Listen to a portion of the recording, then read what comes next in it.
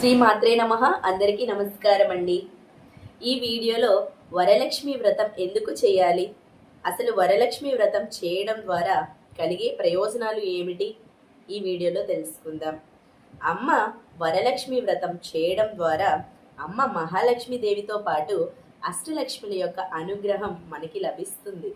అలాగే ఆయుర ఆరోగ్యాలు, ధనధాన్య సమృద్ధి, కుటుంబ సౌభాగ్యాన్ని ప్రసాదిస్తుంది. కలిగే ముఖ్యమైన ప్రయోజనాలు ఏమిటో తెలుసుకుందాం. మొదటిగా ధనధాన్య సమృద్ధి.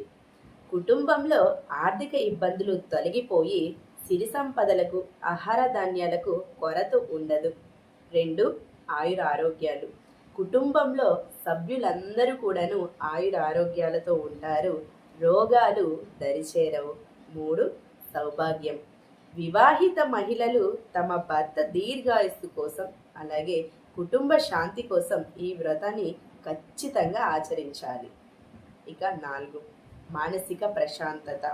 మనం వరలక్ష్మి వ్రతం చేయడం ద్వారా భక్తి శ్రద్ధలతో కూడుకున్నటువంటి పూజ కాబట్టి మన మైండ్లో ఉన్నటువంటి నెగిటివ్ ఆలోచనలు దూరం అయ్యి పాజిటివ్ శక్తి, ఆధ్యాత్మిక చింతన పెరుగుతుంది.